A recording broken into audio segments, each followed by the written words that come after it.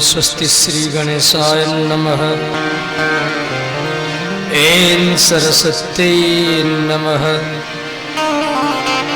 ओम नमो भगवते वासुदेवाय। ऐं ह्रीं क्लीं भगवती दुर्गा देव्यै नमो नमः। हं हनुमते नमः। ओम नमो भगवते जानकी वल्लभाय नमो नमः।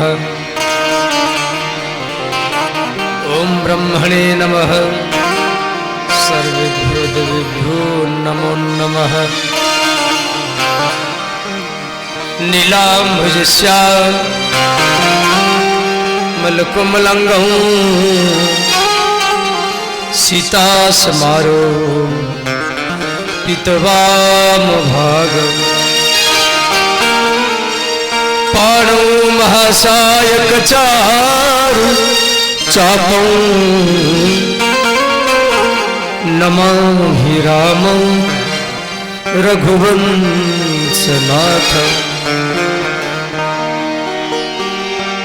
गंगातरंगरमणीय जटाकलापं गौरी निरंतर विभूषित वाम भागं नारायण प्रिय अनंग मदापहारौ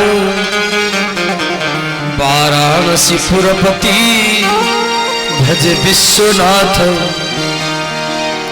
वंदे राधा पदाम्बुजं विष्णुवादी सुरवंदिता।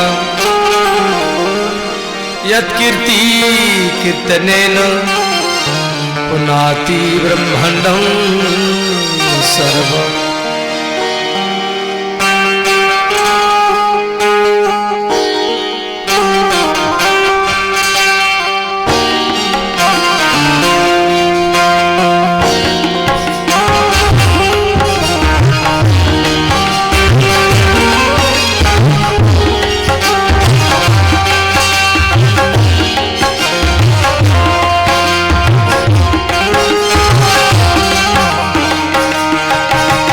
कृष्णा कृष्णा हरे कृष्णा कृष्णा कृष्णा कृष्णा कृष्णा हरे हरे हरे हरे राम राम हरे राम राम राम राम राम हरे हरे हरे हरे कृष्णा हरे कृष्णा कृष्णा हरे हरे हरे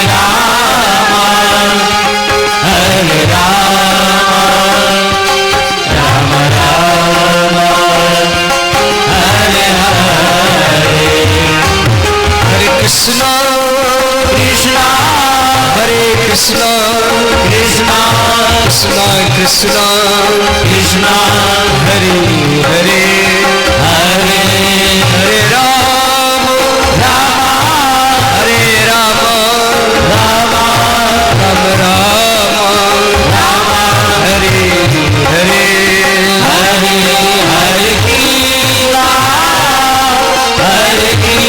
कृष्णा कृष्ण कृष्ण हरे हरे हरे राम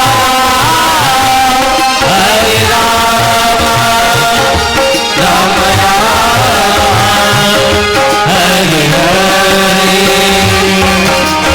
कृष्णा कृष्णा हरे कृष्णा कृष्णा कृष्णा कृष्णा कृष्णा हरे हरे हरे हरे राम राम हरे राम राम राम राम राम हरे हरे हरे हरे कृष्णा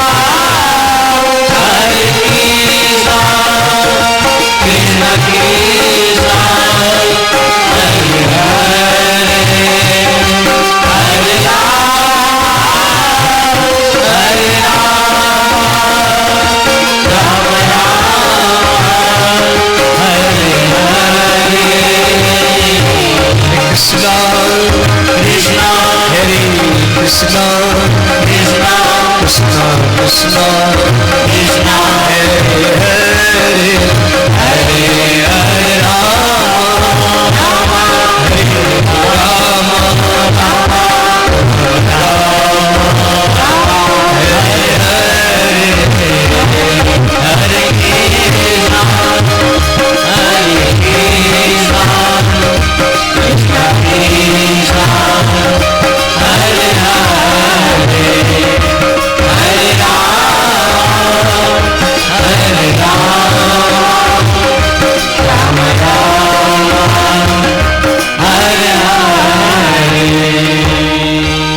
श्रीमद् भागवत महापुराण की जय, व्यासदेव भगवान की जय, श्रीदेव जी महाराज की जय, वृंदावन बिहारी लाल की जय, अयोध्यानाथ भगवान की जय, दुर्गा माता की जय, हनुमान जी महाराज की जय, राम जानकी ठाकुर बाड़ी की जय, पामा धाम की जय, हर हर महादेव।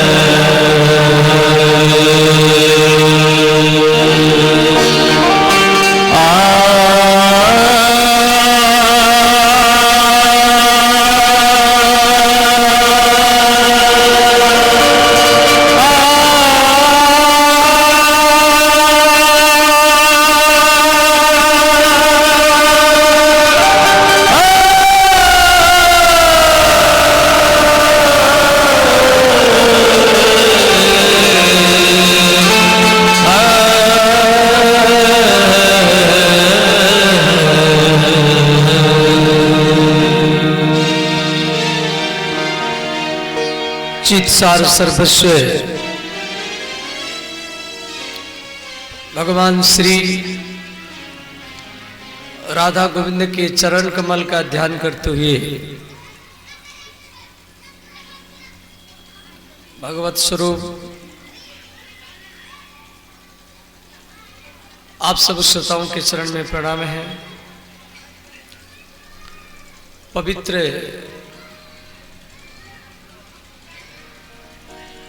पामा धाम में और श्री दुर्गा माता श्री राम जानकी ठाकुरबाड़ी के इस आंगन में हम लोग भागवत कथा श्रवण कर रहे हैं।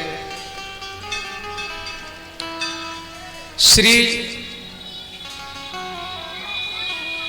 नैमिषारण्य में, ये नैमिषारण्य है कहाँ? ये उत्तर प्रदेश के राजधानी लखनऊ है। उसी लखनऊ से 100 किलोमीटर आगे एक सीतापुर नाम का जिला पड़ता है। वहीं पर ये नैमिषारण्य है। सीता माता के नाम पर 2 जिला है। एक बिहार में सीतामढ़ी जिला, जहां पर सीता माता जमीन से निकली, और एक उत्तर प्रदेश में एक सीतापुर जिला है। वहां पर माता जानकी सीता वो जमीन के भीतर में चल गए। तो वही नैमिषारण्य है। उसी नैमिषारण्य में सूत जी महाराज 88,000 ऋषि मुनियों को कथा सुना रहे हैं। और वही कथा को हम लोग को पामा में बैठ कर के श्रवण कर रहे हैं। तो शौनक आदि मुनि प्रश्न किए, हे सूत सूत महाभाग, हे व्यास शिष्य सूत। देखो भागवत में सुतोवाच और सुकोवाच ये 2 है। सूत जी और सुखदेव जी ये दोनों अलग अलग है। सुखदेव जो है ये व्यास जी के बेटा है, जिसकी कथा कल हम लोग को चर्चा की है। और सूत जी ये व्यास जी के शिष्य है। सूत माने शूद्र, सूत शब्द का अर्थ शूद्र, क्यों इनके पिता और माँ दोनों अलग अलग जाति के थे। तो माता पिता यदि अलग अलग जाति के हो, उसका जो बेटा होता है वो सूत कहलाता है। तो श्री सूत जी, परंतु इनके अंदर में योग्यता था। इनका दूसरा नाम है लोमहर्षण मुनि। ये इतना कथा के प्यासी है, ये अपने हर रोम रोम में माने कथा सुनकर के प्रसन्न हो जाते थे। इनकी योग्यता को देख करके इनको व्यास गद्दी में बैठा गया। तो इनका नाम उग्रेश्वरवा है। पिता का नाम लोमहर्षण मुनि नाम था उग्रेश्वरवा, और वही उग्रेश्वरवा को सूत जी कहा जाता है। तो सूत जी को शौनकादि मुनि प्रश्न किए, जो कलियुग आने वाला है, तो कलियुग में क्या करना पड़ेगा। तो भागवत में दिया गया है,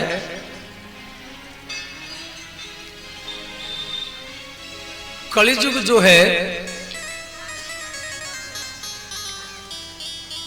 4,32,000 वर्ष का है।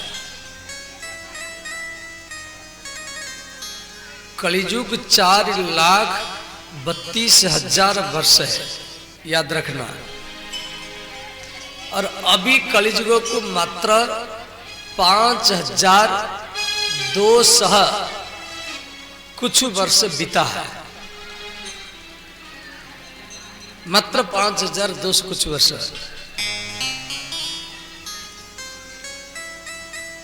और कलियुग की आयु है 4,32,000 वर्ष। कली का 2 गुना है द्वापर युग। कली का 2 गुना है द्वापर युग। मान 4,32,000 को 2 गुना कर दो, 8,64,000 वर्ष ये द्वापर युग है। कली का 3 गुना त्रेतया है। तो 4,32,000 को 3 गुना करो तो 12,96,000 वर्ष ये त्रेतया युग होता है। कली का 4 गुना है सत्य युग। 4,32,000 को 4 गुना करो तो 16,128,000 वर्ष, माने 17,28,000 वर्ष ये होता है सत्य युग।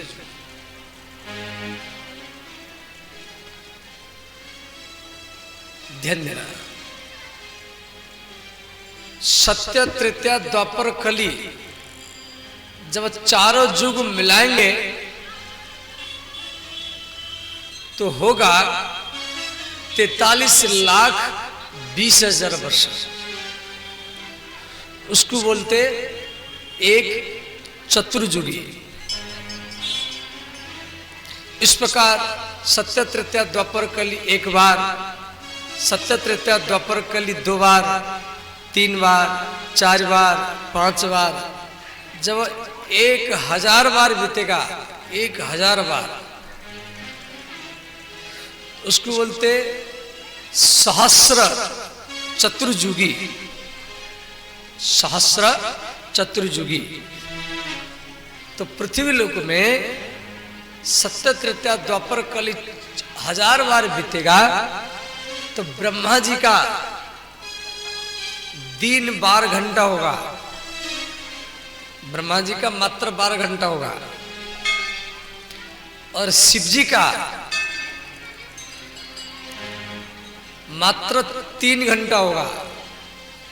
एक प्रहर का 3 घंटा होता है। और भगवान कृष्ण का एक क्षण होगा। इतना बड़ा ये समय का हेराफेरी, ध्यान देना।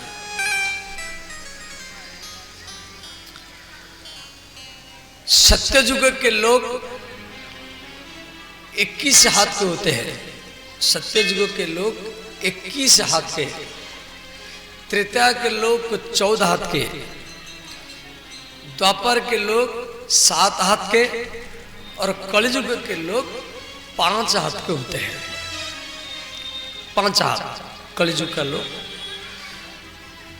सत्ययुग के लोग लाखों वर्ष जीवित रहते हैं।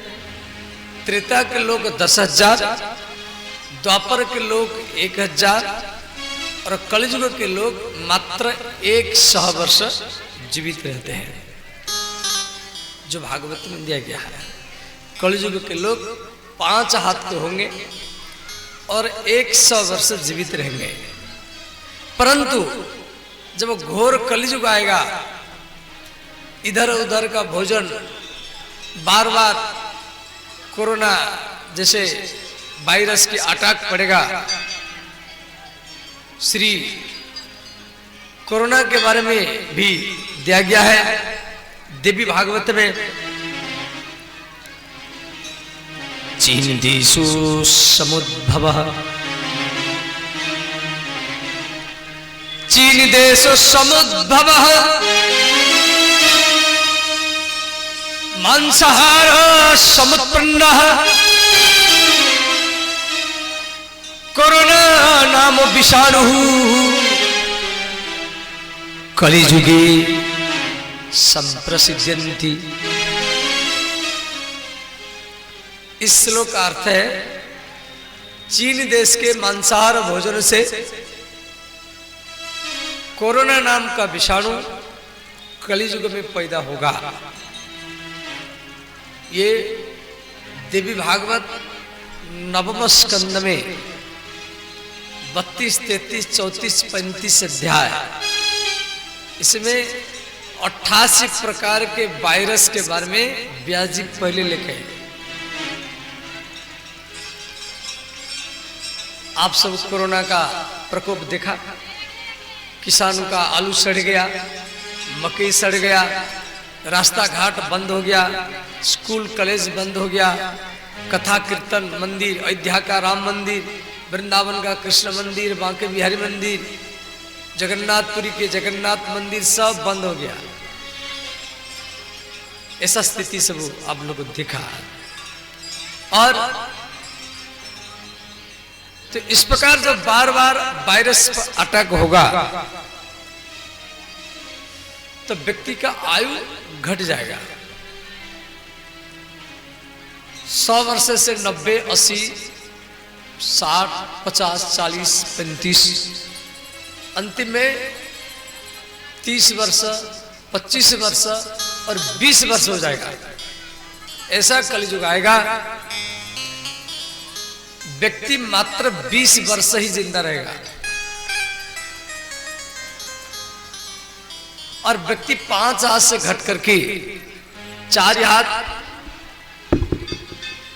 3.5 हाथ, 3 हाथ, 2.5 हाथ और 2 हाथ को हो जाएंगे।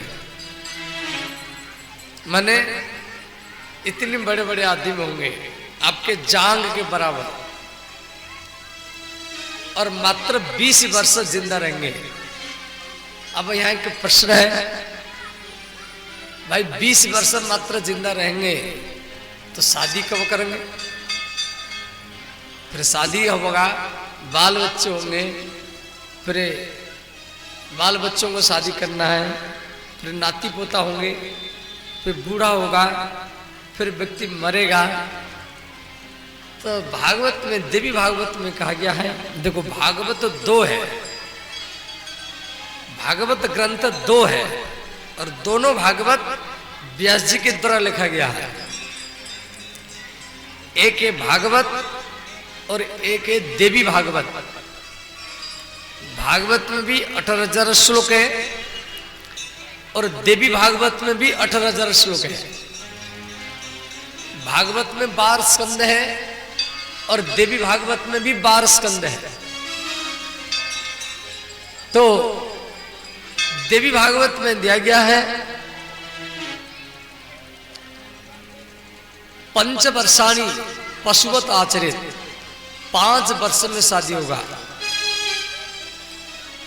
जैसे आजकल जो शादी हम करते हैं तो टेंट लगा करके बैंड बजा करके समाज को भोज भात दे करके हम लोग को शादी कराते हैं और ये धीरे धीरे समाप्त हो जाएगा। शादी बाल बच्चे माता पिता के इच्छा से शादी नहीं करेंगे, वो अपनी इच्छा से करेंगे। ऑनलाइन व्हाट्सएप कंप्यूटर इंटरनेट से शादी होगा और तलाक भी जल्दी होगा।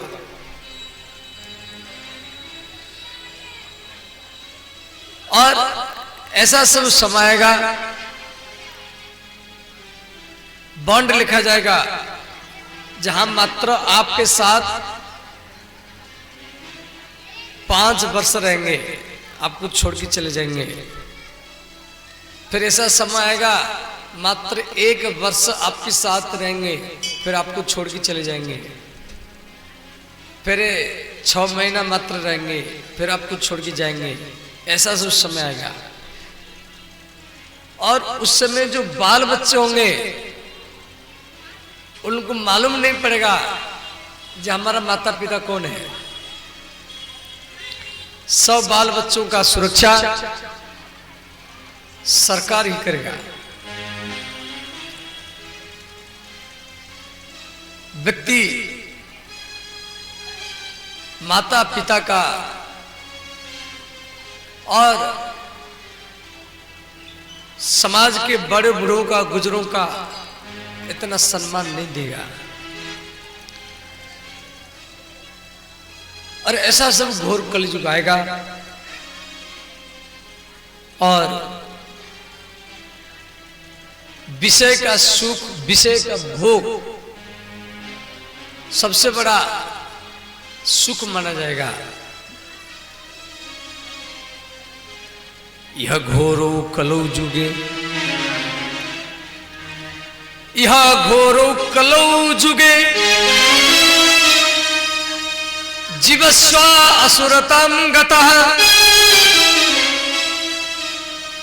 जीव अपने आचरण से असुर बन जाएगा, राक्षस बन जाएगा। और उसी कलयुग में एकमात्र भागवत है, जहां भागवत कथा होती है, जहां कथा होती है, जहां कीर्तन होती है।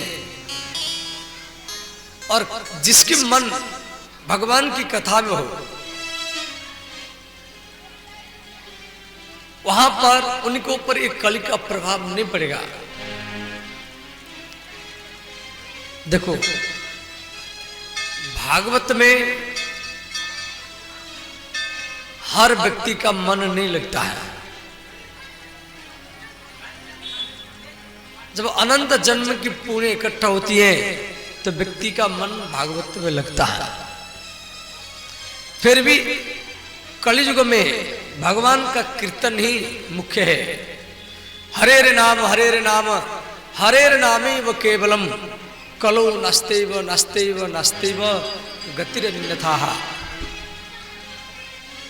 कलियुग में भगवान का नाम और भगवान की कथा ये हमको बचा लेगा। गोस्वामी तुलसीदास जी भी लिखे हैं, कलियुग केवल नाम आधारा,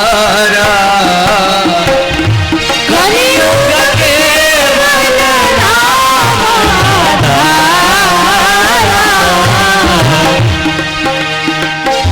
कलियुग केवल नाम आधारा, कलियुग केवल नाम आधारा। सुमरि सुमरी नर उतरहि पारा। सुमरी सुमरी नर उतरहि पारा। सुमरी सुमरी नर उतरहि पारा। सुमरी सुमरी नर उतरहि पारा।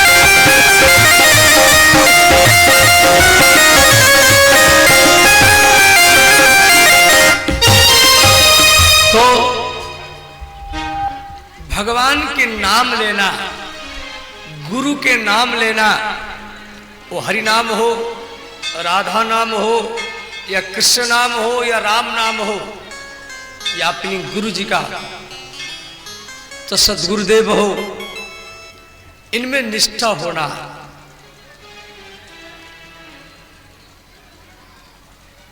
भगवान के नाम में अनंत शक्ति है। जो काम भगवान का नाम कर सकता है वो भगवान भी नहीं कर सकते हैं।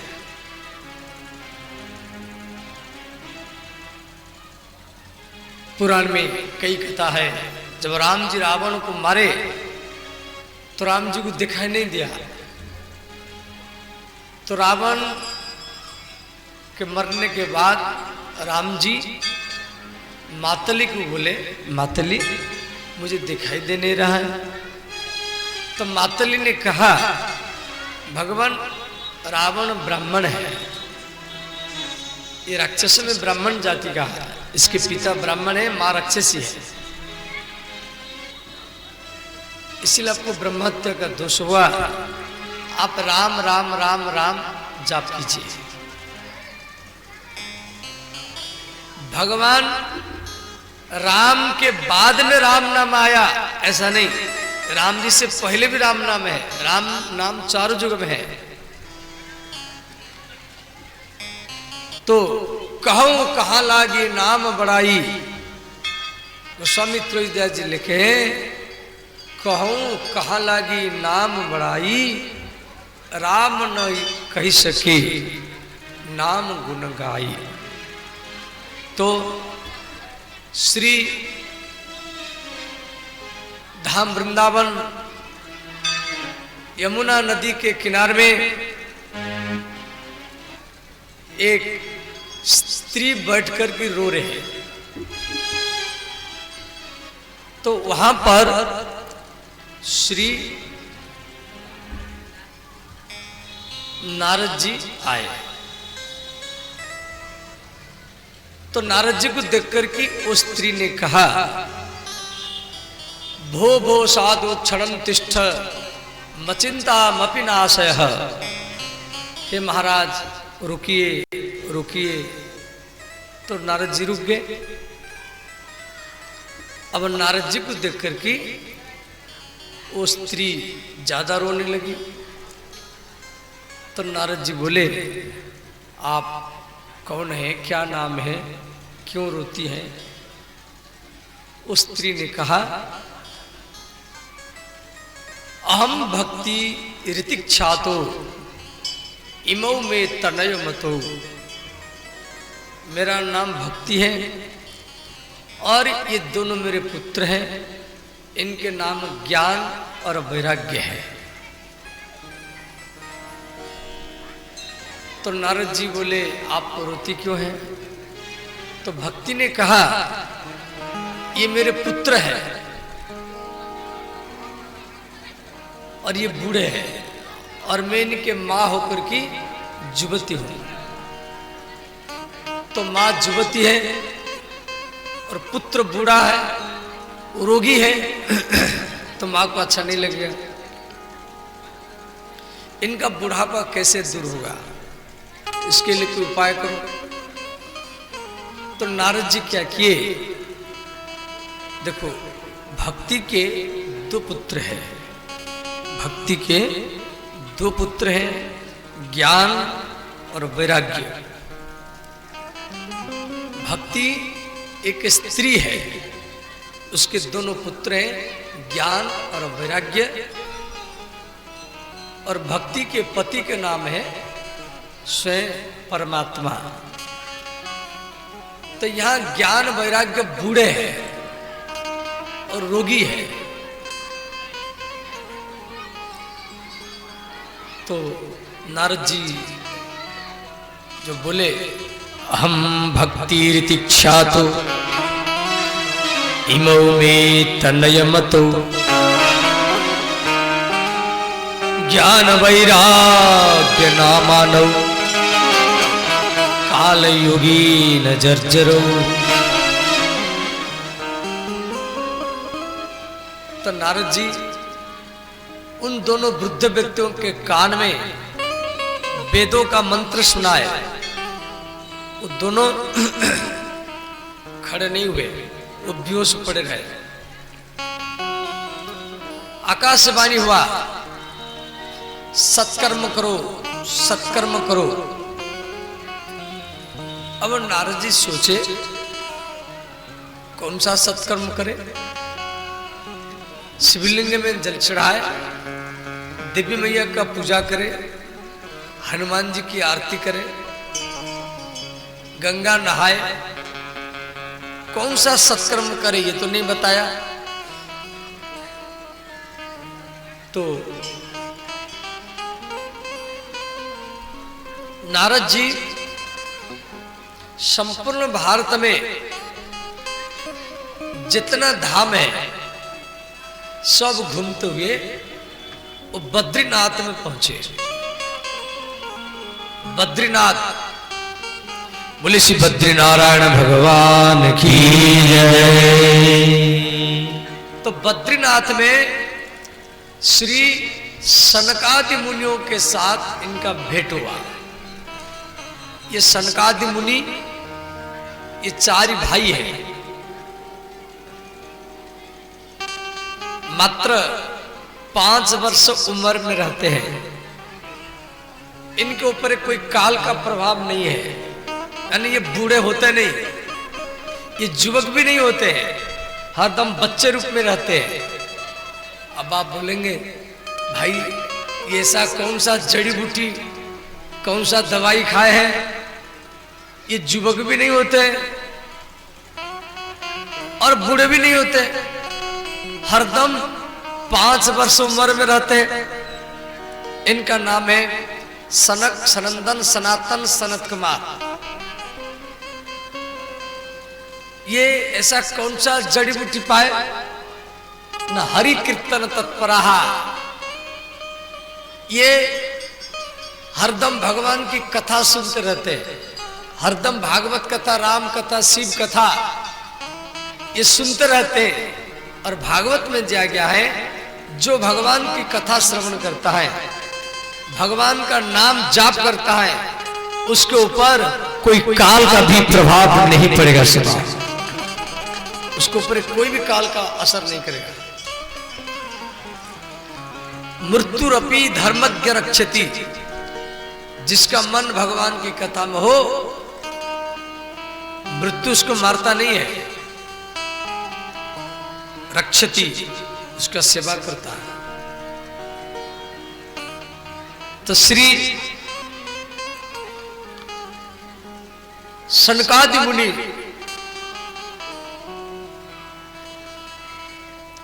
नारद जी को बोले, ये नारद वो सत्कर्म है भागवत कथा, आप भागवत कथा सुनाइए। ये दोनों बूढ़े युवक भी बन जाएंगे, उनका रोग भी चला जाएगा। तो कथा फिर होगा कहाँ? बद्रीनाथ में ज्यादा ठंडा है, वहां तो हर व्यक्ति नहीं जाएगा। तो जगह चुना गया हरिद्वार, गंगा का किनारा। तो बड़े बड़े ऋषि मुनि वहां कथा सुनने के लिए आए, उनका नाम भी भागवत में दिया गया है। भृगुर वशिष्ठ चैवनश्च गौतम मेधा तिथि देवल देवरात्रः रामस्तथा गादिसुतस्य साकल्यो मुकुंद अत्रिज पिपलादाः। श्री भृगु जी गुजरात से, भृगु जी और उनके पत्नी ख्याति और उनके बेटा, इनके शिष्य वो भागवत कथा सुनने के लिए हरिद्वार में पहुंचे। वशिष्ठ ये अयोध्या से, उनकी पत्नी अरुंधति, उनकी पुत्र शक्ति मुनि, उनके सब शिष्य, वो सब वशिष्ठ जी सबको लेकर के हरिद्वार में पहुंचे। श्री विश्वामित्र मुनि, उनकी पत्नी पुत्र शिष्य, वो बिहार के बक्सर जिला से, जो बिहार में बक्सर जिला है, ये विश्वामित्र का तपस्थली है। बक्सर में राम जी ताड़का को मारे हैं।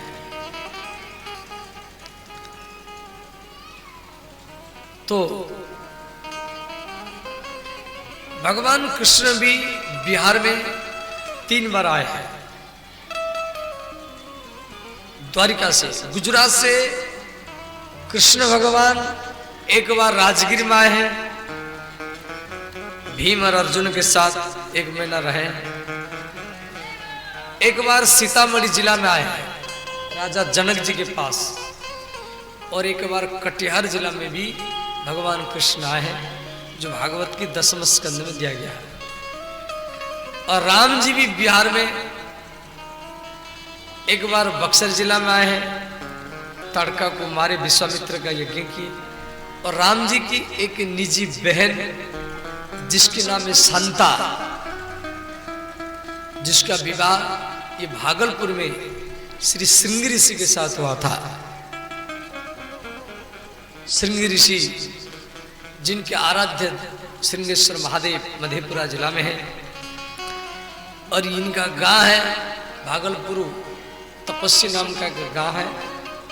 बूढ़ानाथ भगवान वहां रहते हैं। तो श्री भरद्वाज मुनि प्रयाग से, वो भी हरिद्वार में पहुंचे। गौतम ऋषि नासिक से, उनकी पत्नी अहल्या और उनके शिष्य, ये सब हरिद्वार में पहुंचे भागवत कथा सुनने के लिए। भृगुर वशिष्ठ चैवनश्च मेधातिथि देवल देवरात्रः।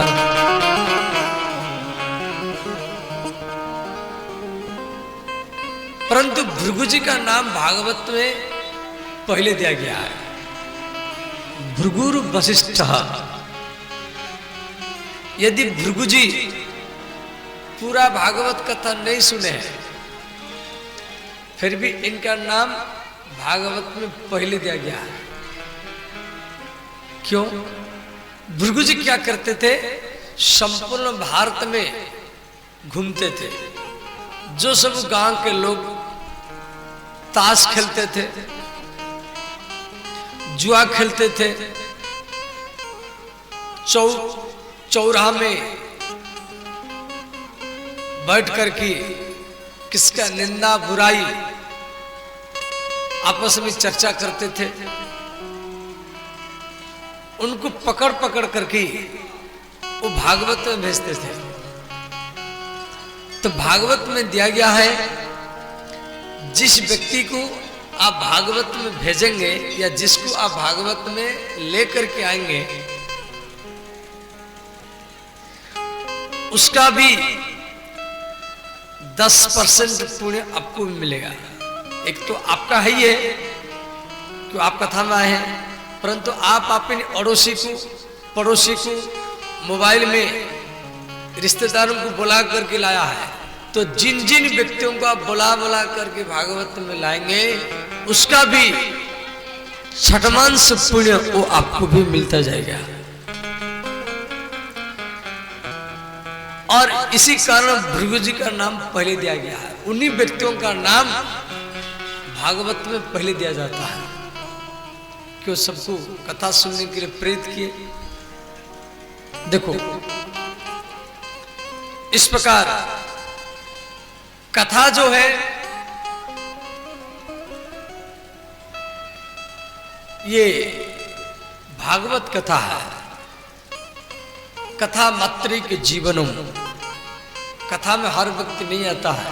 जिसको भोजन पाना है वो होटल में जाएगा, जिसको बस चढ़ना है वो बस स्टैंड में जाएगा, ट्रेन चढ़ना है तो सहरसा के स्टेशन में जाएगा, सब्जी लेना है तो बाजार में जाएगा।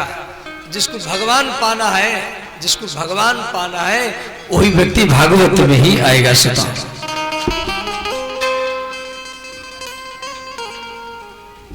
पत्नी पास में है परंतु पत्नी साथ में नहीं जाएगी, पति भी पास में है, पति भी साथ में नहीं जाएगा, घर मकान भी पास में नहीं जाएंगे। जिस शरीर को खिलाया पिलाया कपड़ा पहराया, ये शरीर ये देह भी साथ में नहीं जाएगा। ये स्मशान में जाके भस्म हो जाएगा, राख बन जाएगा। अब बताओ तो साथ में जाएगा क्या? इस भागवत में, इस सत्संग में, इस राम कथा में, कृष्ण कथा में, शिव कथा में आप जितना समय देंगे यही समय ही आपका साथ ही जाएगा। भार्या गुरुद्वारे जना श्मशाने धर्मानुगच्छन्ति गोजीव एकः।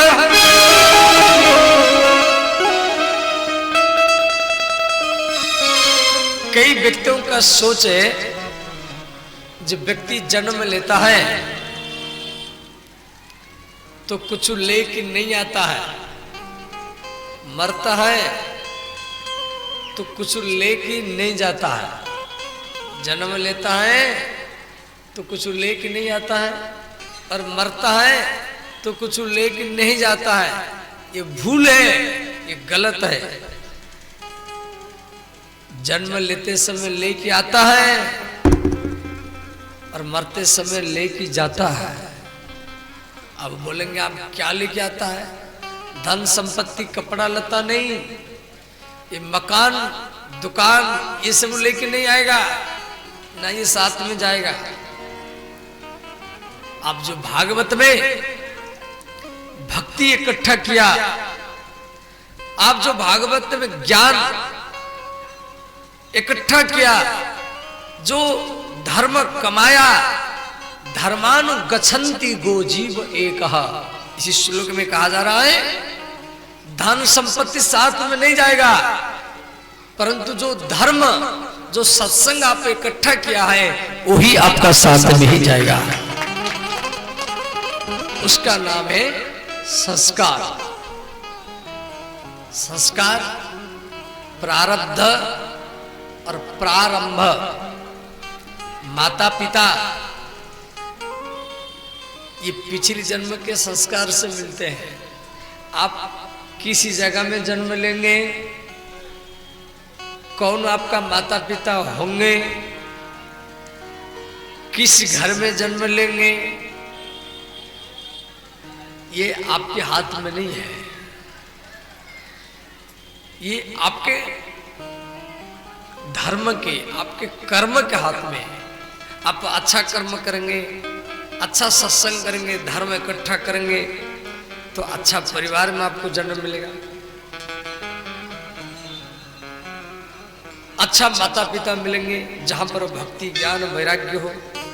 देखो धन संपत्ति से, घर बनाने से, राष्ट्रपति प्रधानमंत्री बनने से ये टेंशन दूर नहीं होगा, ये भी ध्यान देना। कितना भी धन आपके पास हो जाए, संपूर्ण पृथ्वी का, बिहार का नहीं, पामा का नहीं, संपूर्ण पृथ्वी का भी सम्राट बन जाए,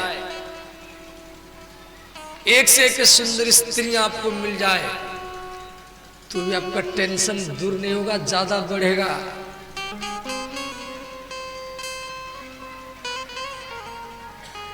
ये दुख, चिंता, शोक, ये कितना भी आप धन कमाओ, कितना भी बड़े व्यक्ति बन जाओ, आप देखो पुतिन, रूस का राष्ट्रपति पुतिन है, अमेरिका के राष्ट्रपति जो बाइडेन, जो एक से एक क्या नहीं उनके पास में, और वो पुतिन हरदम शत्रु से भयभीत रहता है, बंकर के भीतर में सोता है। आप देखिए, जिनके पास में आध्यात्मिक सत्संग हो, जिसके पास में आध्यात्मिक बल हो, कथा सुनता हो, कीर्तन करता हो, भगवान का नाम जप करता हो, अपनी सद्गुरुदेव का ध्यान करता हो,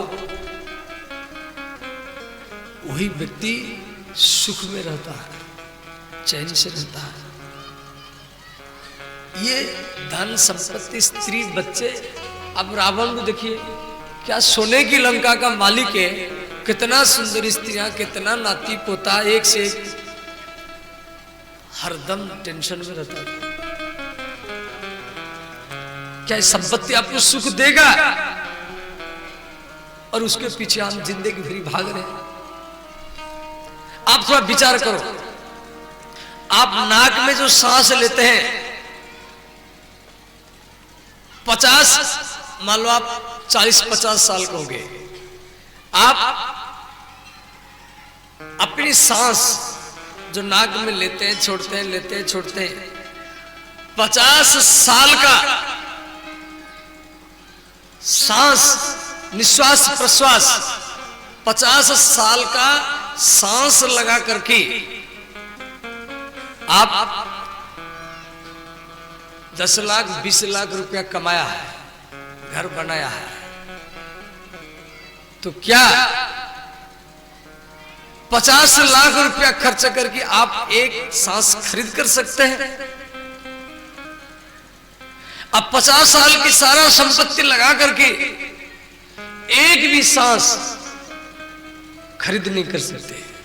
जो भगवान फिक्स किया है, उसी समय में आपका मृत्यु निश्चित होगा। आप कोरोना के समय में आप देखा,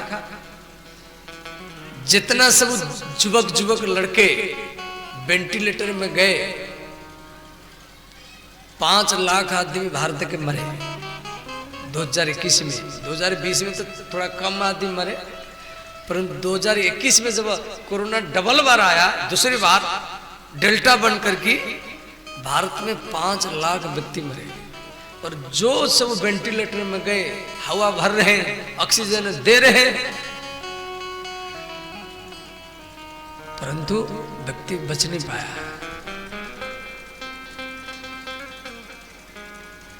तो जो 50 वर्ष के सांस लगा करके हम धन कमा रहे, घर बना रहे, और वो लाखों करोड़ रुपया लगा करके एक सांस भी हम खरीद नहीं कर सकते, तो हमें इनमें समय को बर्बाद क्यों करें? ये घर, मकान, स्त्री, बच्चे, ये सब साथ में नहीं जाएंगे। जाएगा क्या? जो आप सत्संग में, जो भागवत में आप समय दिया, जो सदगुरु के पास में बैठा, संतों का सत्संग किया, हरि नाम किया, राम नाम किया, राधा नाम जाप किया, वही आपके खजाना है। मीराबाई ने कहा, पाए जो मैंने राम रतन धन पायो, खोए न खर्च चोर न लबे। ये भगवान का नाम ऐसा है, ये खोएगा नहीं। रुपया तो खो जाएगा, बैंक में रखो, आजकल तो बैंक में ज्यादा रुपया गायब हो जाता है। बहुत लोग बैंक में रखते, मैं कई व्यक्ति देखा, कोई बच्चा कहाँ कैसे ऑनलाइन पूरा बैंक से रुपया उड़ा देते हैं, नेट से, इंटरनेट से, कंप्यूटर से, वो तो और ज्यादा असुरक्षित है। तो धन संपत्ति ये सब लूट जाता है, परंतु भगवान का नाम, राम नाम, कृष्ण नाम, राधा नाम, हरि नाम, शिव नाम, ये कोई चोरी कर नहीं सकता। इसको खर्चा करेंगे ये तो ज्यादा बढ़ेगा। आप रुपया खर्चा करेंगे तो घटेगा, परंतु भगवान का नाम जितना जाप करेंगे, खर्च करेंगे, वो इतना बढ़ता जाएगा। इसीलिए मीराबाई ने कहा खोएगा नहीं, खर्च भी नहीं होगा, चोर न लेबे, चोर भी चोरी कर नहीं पाएगा। इस प्रकार का धन हम लोग इकट्ठा करें। कोई पत्नी से दुखी, कोई पति से दुखी, कोई पड़ोसी से दुखी, कोई सास ससुर से दुखी, कोई रोग से दुखी, कोई समाज से दुखी, कोई कर्म से दुखी, कोई दुकान से दुखी है। और जिसका मन भागवत में है, जिसकी मन भागवत में है, वही सुखी है, वरना सब दुखी ही दुखी सुता। आप जो घर द्वार छोड़कर के यहां पर आए हैं, शांति के लिए है। आप विवेक से कथा सुनो। जितना समय आप कथा सुनेंगे, इतना समय आपका मन भगवान में लगेगा। भागवत में दिया गया है हरि स्मृति संपत्ति, हरि स्मृति संपत्ति, हरि विस्मृति विपत्ति। संपत्ति क्या है? भगवान का याद, भगवान की कथा, भगवान का भजन, यही संपत्ति है। और हरि विस्मृति, हरि माने भगवान, हरि विस्मृति, विस्मृति माने भूल जाना, भगवान को भूल जाना, यही सबसे बड़ा संकट है। अब व्यक्ति भगवान को कब भूलता है? जब उसके पास में सुख हो, पत्नी हो, पति हो, एसी का कमरा हो, माने जिसको हम सुख मानते हैं वो सुख नहीं है।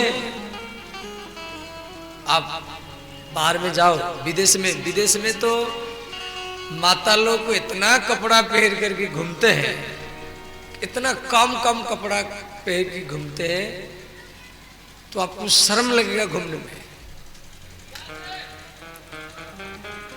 एक बार हम गए सिंगापुर में, भाई हम तो रास्ता में जाने में संकोच लगता था। अब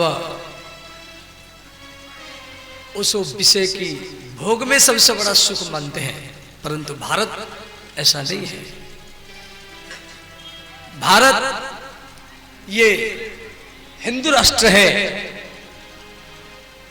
और भारत में हर व्यक्तियों के घर में भागवत, रामायण, गीता होना चाहिए।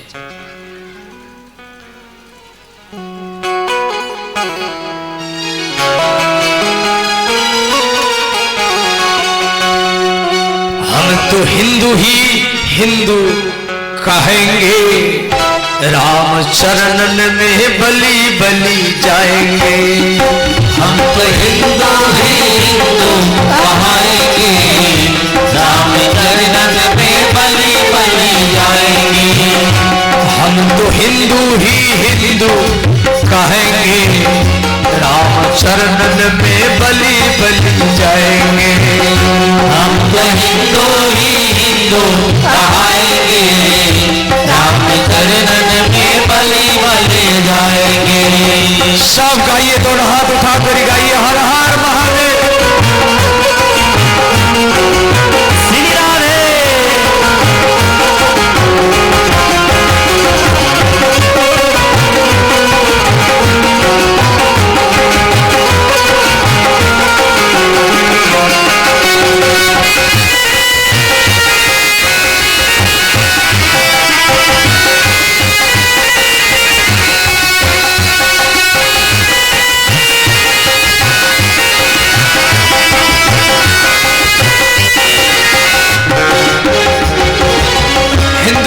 पहचान सबके घर में रामायण हो, गीता हो या भागवत होना ही चाहिए। गीता रामायण भागवत पहुंचेंगे हम, गीता रामायण भागवत पहुंचेंगे हम, गीता रामायण भागवत पहुंचेंगे हम, गीता रामायण भागवत पहुंचेंगे हम। सबके घर में गीता हो या रामायण हो या भागवत हो। गीता तो 5-10 रुपया मिल जाता है। एक व्यक्ति एक दिन में 10-20 रुपया का बीड़ी पी जाता है, 50-100 रुपया का मदिरा पी जाता है, परंतु 5 रुपया का एक गीता रख नहीं सकता। देखो, बीड़ी सिगरेट मदिरा को अपनाएंगे, बीड़ी सिगरेट मदिरा को अपनाएंगे तो किसी अस्पताल में, किसी मेडिकल में जाएंगे, और रामायण भागवत गीता को अपनाएंगे तो भगवान की गोदी में जाके बैठेंगे, चुनाव आपके हाथ में है। गीता रामायण भागवत पहुंचेंगे हम, गीता रामायण भागवत पहुंचेंगे हम। और सबके आंगन में तुलसी होना चाहिए, ये भी हिंदू का पहचान है। जहां भी तुलसी हो वहां प्रणाम करो, रास्ता में, बगीचा में, आंगन में, घर के पीछे, जहां भी हो वहां प्रणाम करो। तुलसी कौन है? स्वयं भगवती लक्ष्मी है। भगवती, ये देवी भागवत में प्रसंग है, भगवती लक्ष्मी वैकुंठ की स्वामिनी माता लक्ष्मी तुलसी के रूप में, और भगवान विष्णु शालिग्राम के रूप में, और हर मंदिर में विराजमान है। इसलिए सबके आंगन में तुलसी होना चाहिए, ये भी हिंदू का पहचान है। अपने आंगन में तुलसी लगाएंगे हम, अपने आंगन में तुलसी लगाएंगे हम, अपने आंगन में तुलसी लगाएंगे हम, अपने आंगन में तुलसी लगाएंगे हम। ये भी हिंदू का पहचान। और हिंदू का तीसरा पहचान क्या है? सबके घर में गैया होना चाहिए, गैया, भारतीय देसी गैया। अपने द्वार पे गैया दुहाएंगे हम, अपने द्वार पे गैया दुहाएंगे हम, अपने द्वार पे गैया दुहाएंगे हम, अपने द्वार पे गैया दुहाएंगे हम। नित्य यमुना और गंगा नहाएंगे, राम चरणन में बलि बलि जाएंगे।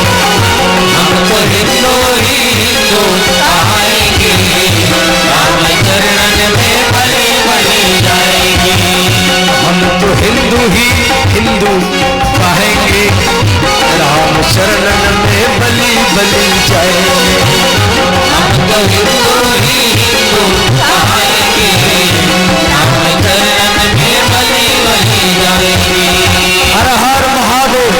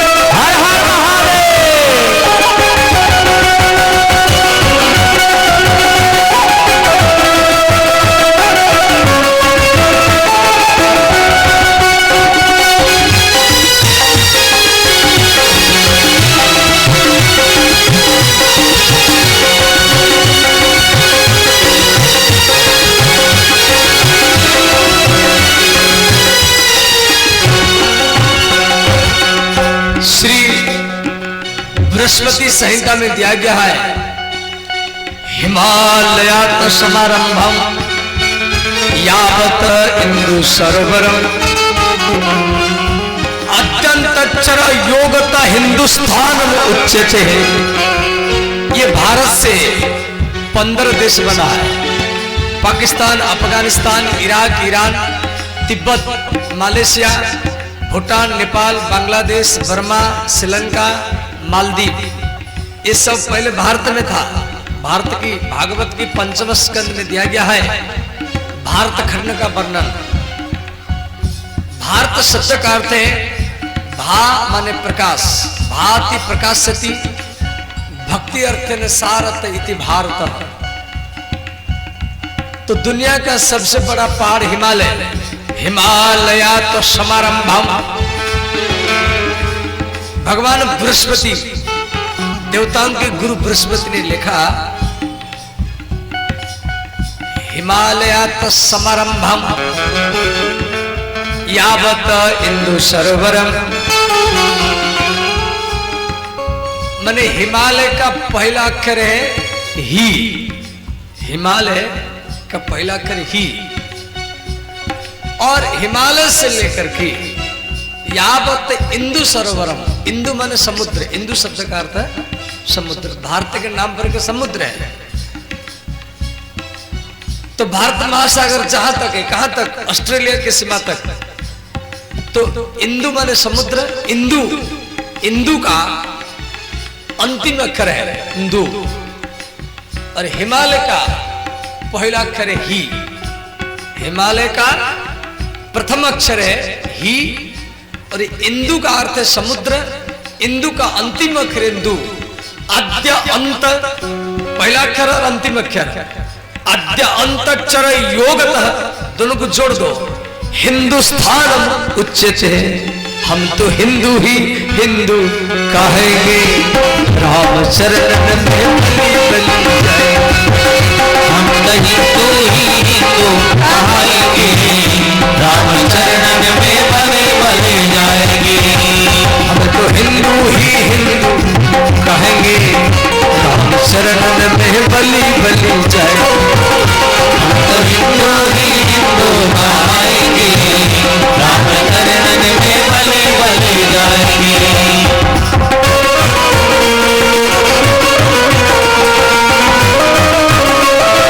सब हाथ उठाइए और भाव से गाइए।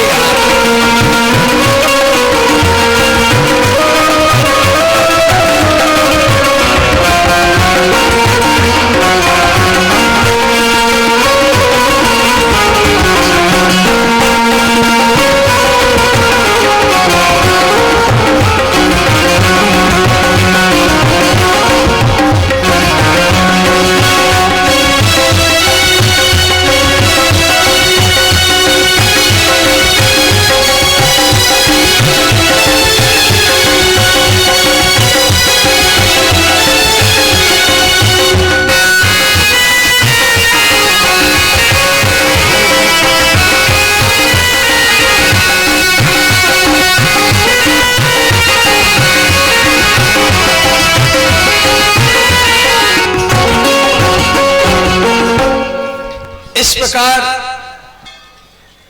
श्री हरिद्वार में भागवत कथा गंगा के किनारे में हो रही। बड़े बड़े ऋषि मुनि, अमलात्मा, विमलात्मा, महात्मा अपनी पुत्र, पत्नी, शिष्यों के साथ कथा सुनने के लिए वहां पर पहुंचे हैं। अपार भीड़ है और कथा चल रही। कथा का मूल वक्ता कौन है? न सनकादि मुनि, ये चार भाई है, मात्र 5 वर्ष के बच्चे जैसे लगते हैं और वही कथा कह रहे। सब ऋषि मुनि कथा सुन रहे, जिनके नाम पर सनातन धर्म बना हुआ है। तो कथा के बीच बीच में वो भक्ति, ज्ञान, वैराग्य प्रकट हुए। बोलिए श्री भक्ति महाराज की जय, ज्ञान वैराग्य महाराज की जय, श्रीमद् भागवत महापुराण की जय। तो भक्ति सुतो तो तरुणों गृहीत्वा प्रेमिक रूपा सासा विरासित श्री कृष्ण गोविंद हरे मुरारी नाथेति नामानी मुहुर बदंती। तो इस प्रकार ज्ञान वैराग्य भक्ति वहां युवक बन गए। तो भक्ति नारद जी को प्रश्न किया, देवर्षि हमको कोई जगह बताइए, हम भी कथा सुनेंगे। तो नारद जी बोले, हे देवी, आज के बाद में जहां जहां भागवत कथा होगी, वो हरिद्वार में हो, अयोध्या में हो, वृंदावन में हो, बिहार में हो या पामा में हो, जहां जहां भागवत कथा होगी और भागवत में जितना व्यक्ति बैठेंगे और आप उनके दिल में, आप उनके मन में, उनके हृदय में बैठ कर के आप कथा सुनना, यही आपका जगह है। देखो, आपके हृदय में भक्ति महारानी विराजमान है, इसी कारण आप कथा में आए हैं।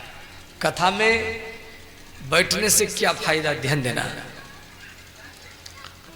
पहला फायदा यह है, जब तक आप भागवत कथा में बैठे रहेंगे